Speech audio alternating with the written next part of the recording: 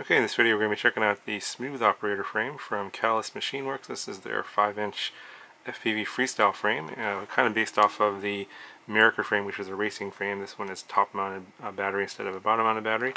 Obviously, they sent along the TPU Gopro Mount here.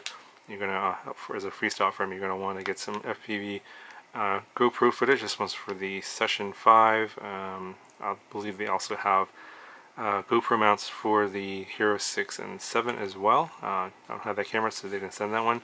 But yeah, very nice packaging here. Of course, you know, we've seen the review on the America frame before on my channel. They've got very nice carbons, all well cut. It's a very nice design. This one has a ton of parts in here, so we'll just go ahead and get everything out of here, and we'll take a look at everything and then start putting this together.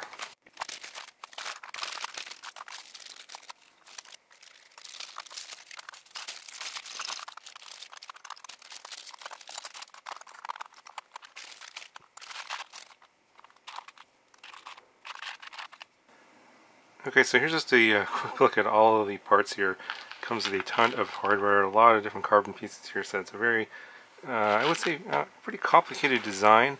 And I'm actually not going to build it here in this video because Callus Machine Works already has a nice build video and explaining how to put all the parts together. And actually that's what I'm going to use to watch his video and actually put this together. So I'm going to put that video down in the description if you guys want to see how this is actually assembled. I'm going to go ahead and put this together, and then I'll explain some sort of the little details on the design and what kind of pros and cons there are for this particular design. But just want to give you guys a quick look at the carbon. I think these are 5mm arms, very nicely cut, no burring, high quality stuff here. These are the braces for the front and the back. It gives the frame a lot of strength and rigidity, and should be able to handle a lot of abuse and crashes. And then you have this, I think this is the main plate that holds the whole frame together. You got a bunch of these press fit nuts here that hold the arms onto the frame.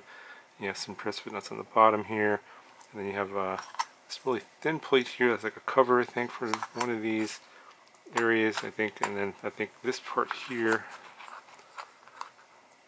is the top section. This is where the battery will go. I'm not exactly sure which way it goes, but yeah, I'll be putting this together. I think it goes something like that. Anyway, I'll put this together here. If you want to see how this is actually assembled, I would encourage you to go watch that video. It will have a lot more details on how to put that together with all of these different screws and parts here. This is the part that's going to be kind of tricky, but I'll go and put it together here, and then we'll talk about the frame after I put it together. Okay, so I got it partially assembled here, and it's not a complete assembly because obviously you're going to need the motors to hold down this back brace here. The motors are actually, the brace goes on top of the back arms, and then the motors go on top of this, and then you'll need the motors to actually hold that on, so I didn't put that on yet. Obviously you want to put the GoPro mount on as well, and it's going to go on with a couple of, I think 30mm screws. There's a couple different parts here. This one is the 30-degree part that's included, or at least that one was some with my sample. If you want to go with a more camera tilt, you have to go with a longer piece here for 45 degrees, or maybe even more if you want to go higher, like 60 degrees for example. So it's going to pivot back here, and you can adjust your angle with that.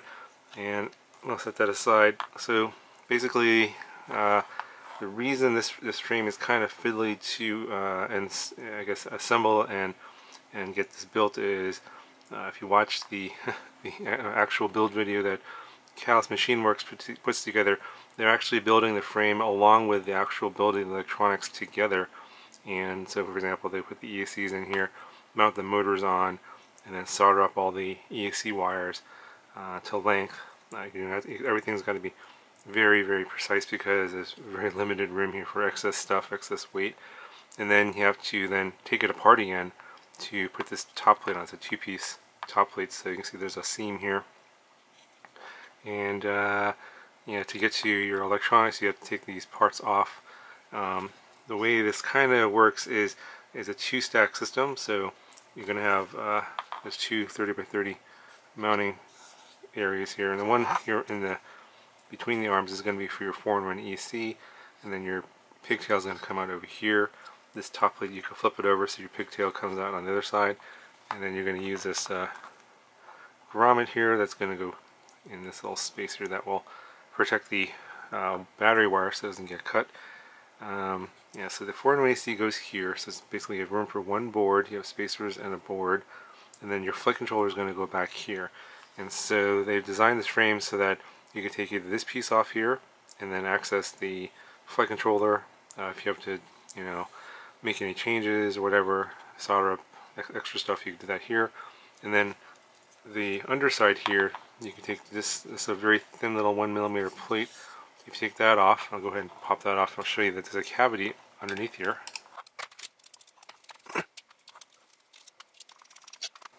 And so to take those 3 screws off, this little plate will just come off, and you have access to this area here and here. And this bottom plate's about 3mm thick, so you'll have space between this bottom, this little cover, essentially this cover, and the spacers from between your ESC and the bottom of the little this cover here. So you can put like a receiver here, for example, in this little space here, and then in this space over here you could maybe put like a video transmitter. I think that's how they have it designed. And then have the pigtail come out of the back. This little 3D printer part here is for your pigtail. And so then obviously you're going to have to run all your wires back and forth between the 4-way AC and your flight controller, video transmitter, and receiver, etc. So that's why in the build video they're assembling the frame while they're actually putting the electronics together, which is probably the that's probably the best way to do it anyway, because I had to watch that video, which was pretty long, about an hour and a half, and sort of take out the parts where they were putting electronics in, just so I could figure out how to put the frame together. So just to show you how the frame looks without any parts in it. And then I'm basically going to have to take this apart again and then rebuild it to, once I actually do the build, to put my electronics in and then pull the arms back on. Now this front section here, this little, where the camera goes right here, is actually connected to the main body with this little part right here. And that's a little 3D printed part, and there's some screws that hold this part to the frame, and then this part is then held to the side plates, and then there's another set of screws that's going to go into this section right here, this little hole here and here, that actually holds the top part of this camera side plate to this other 3D printed part here, which actually holds the GoPro. So this front section of the camera is actually kind of floating. It's only attached to this front brace here, and then if there's a frontal crash, it's supposed to give a little bit and absorb some of that contact along with the brace here, so that things don't just snap. So that should help with crashes. I think that's how they designed it. Another thing to note is the way they have the arms staggered, so you have the front arms lower here than the back arms, and so that they're kind of doing the same concept that the America did, where you have the props staggered with as you're going forward, the front props are going to be lower than the rear props, and actually the rear motors are going to be raised up even more with the back rear brace here, elevating the motors another 3mm. So that's supposed to help with airflow and prop wash. So that's what this is for. And then you have these spacers here. So you have basically on the front of the arm, or in the front, the spacer goes on top of the arm, and in the back, the spacer is below the arm to create this staggered effect. So overall, I think this is a pretty interesting frame, pretty interesting design. I think that it's going to be a pretty challenging build, actually. So I would highly encourage you to watch that video, link down in the description, as you put your build together, and also go to the website and look at the suggested parts that will work with this, because of the limited space that you have here, and sort of basically it's a cramped build, and you have very limited you have to get some limited choices in terms of what kind of parts you can put in here. You can't have like a giant 4-way AC that's going to overhang and stuff, because it might run into the arms or whatever. You're going to need some pretty standard parts here, and there's probably going to be a list on the website. You're going to have to carefully think about what parts you're going to use and how you're going to orient your parts in the build, and wire lengths and what kind of, like, what you're gonna have to choose and plan out all of your parts ahead of time. And Neil does talk about that in the build video as he goes through the build for the parts that he's using.